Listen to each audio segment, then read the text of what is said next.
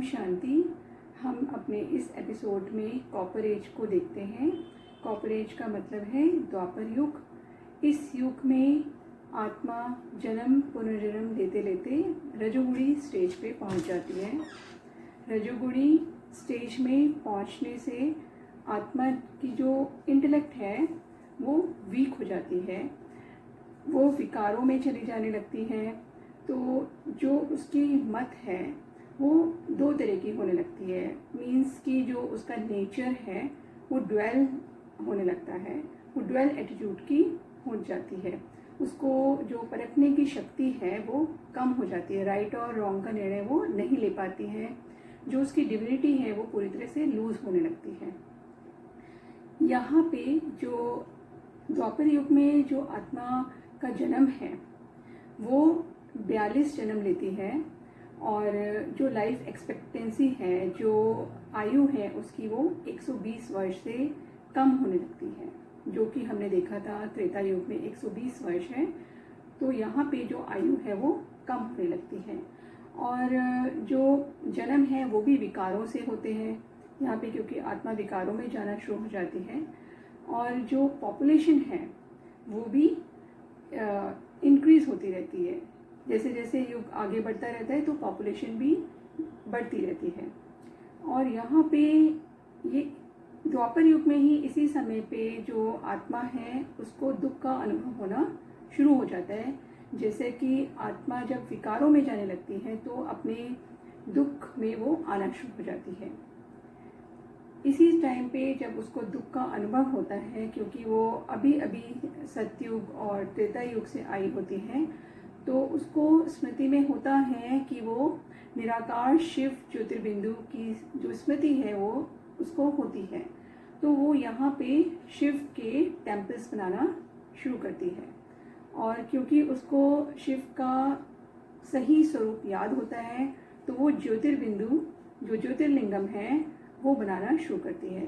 तो हम देखते भी हैं कि जो प्राचीन से प्राचीन जो मंदिर हैं वो ज्योतिर्लिंगम हैं, और वो भारत के सभी कोनों में हैं, चाहे वो नॉर्थ में है, साउथ में है, आप वेस्ट में देखो या ईस्ट में देखो तो आपको ज्योतिर्लिंगम जो है प्राचीन ज्योतिर्लिंगम जरूर मिलेंगे। तो धीरे धीरे जैसे जैसे आत्मा और गिरावट में आती है तो उसकी जो बुद्धि है वो ज्योतिर्स्वरूप बिंदु जो है शिव का उससे हटनी शुरू हो जाती है। वो टोटल सोल कॉन्शियसनेस से बॉडी कॉन्शियसनेस की तरफ शिफ्ट होने लग जाती है। तो वो देवी देवता स्वरूप की पूजा करने लगती है, बॉडी फॉर्म की पूजा करने लगती है। और धीरे धीरे जैसे युग परिवर्तन होता है तो वो प्रकृति की भी पूजा करने लगती है। तो आत्मा जो है वो रजोगुणी से भी रजो की तरफ आने लगती है। धीरे धीरे जो आत्मा है वो जो है अपना दुख का अनुभव करती है, और जो प्रकृति भी है वो भी रजोगुणी स्टेज पे आने लगती है। तो प्रकृति की हलचलें भी यहाँ पे शुरू हो जाती है। जो द्वापर युग की कल्प की आयु है वो भी 1250 वर्ष होती है। यहाँ पे जो साम्राज्य है वो साधारण राजा रानी का होता है, प्रजा भी साधारण होती है। तो हमने जैसे सुना है कि विक्रमादित्य का जो राज्य है वो यहाँ से शुरू होता है। उसका जो दिखाते हैं हिस्ट्री में भी वो विक्रम संवत जैसे दिखाते हैं, तो यहाँ से हम हिस्ट्री भी शुरू हो जाती है। आने वाले समय में फिर कई राजा महाराजा होते हैं, लेकिन साधारण राजा महाराजा होते हैं। और जब हम द्वापर के भी लास्ट पड़ाव पे पहुंचते हैं तो जब इसका अंत होने लगता है द्वापर का भी, तो हम कलयुग की तरफ पहुंचते हैं। और कलयुग में तो अभी हम सब खड़े ही हुए हैं, हमें मालूम ही है, इसका अनुभव है हम सबको। कलयुग के भी हम लास्ट सीन को देख रहे हैं, लास्ट पड़ाव तक पहुंच चुके हैं। जब हमने अपने एपिसोड को शुरू किया था तो हमने ट्रांजिशन पीरियड की भी बात की थी, जो कलयुग के लास्ट 100 ईयर्स हैं, जिनको हम ट्रांजिशन पीरियड कहते हैं, संगम युग कहते हैं। इस टाइम पे जो ईश्वर है, जो परमात्मा है, उनका ये युग है, यानी कि परमात्मा का अवतरण युग है, ईश्वरीय युग है। तो जो इस टाइम पे ट्रांजिशन जैसे चल रहा है तो हम एक पॉइंट ऑफ टाइम पे देखेंगे जो आत्माएं हैं वो बहुत फास्ट फेज से डिक्लाइन होनी शुरू हो जाएंगी, क्योंकि लास्ट सीन है और हम देखते हैं कि आने वाला समय जो है वो न्यू वर्ल्ड का होगा, तो वहाँ पे आत्माएं भी लिमिटेड हैं। जैसे हमने देखा कि 9 लाख आत्माएं हैं, तो जो आत्माएं हैं वो यहाँ से शुरू हो जाएंगी रिटर्न जर्नी करने के लिए। तो जो अकाले मृत्यु का सीज़न है वो हम अभी भी देख रहे हैं और आने वाले समय में ये और भी तेज हो सकता है, क्योंकि देखते हैं हम कि जो जब लास्ट किसी चीज़ का चल रहा होता है, समय चल रहा होता है, तो उस समय सारी कुछ चीज़ें वाइंड अप हो रही होती है। मीन्स कि जो आत्माओं के जो कार्मिक अकाउंट हैं वो भी सेटल होने होते हैं इस टाइम पे। तो जो आत्माओं के इर्द गिर्द जो भी कहानियाँ चल रही हैं, जैसे हर आत्मा की एक अपनी अलग कहानी है, तो वो भी सब ख़त्म होनी है इस टाइम पे। कार्मिक अकाउंट को सेटल होना है।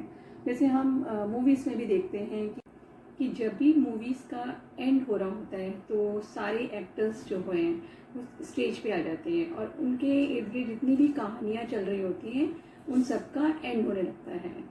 तो कलयुग का जैसे लास्ट सीन चल रहा है, तो यहाँ पे भी यही सब कुछ हो रहा है। और आने वाले टाइम में हम ये भी देख सकते हैं कि जितनी भी आत्माएं हैं जो असंतुष्ट होकर अपने शरीर को छोड़ रही हैं वो भी भटक रही हैं कहीं ना कहीं। तो एविल सोल्स के अटैक भी हो सकते हैं इस टाइम पे, आने वाले टाइम में हम देख सकते हैं। और जो जैसे प्रकृति की भी सफाई हो रही है, तो प्राकृतिक आपदाएं होना और भी स्वाभाविक है कि नेचुरल कैलेमिटीज़ भी हम देखें। और जो न्यूक्लियर अटैक हैं वो भी होने की संभावनाएं हो सकती हैं। लेकिन जितना ये विनाशकारी ये समय लग रहा है, लेकिन ड्रामा की इसी पार्ट से जो है गति और सदगति के गेट को खुलना है।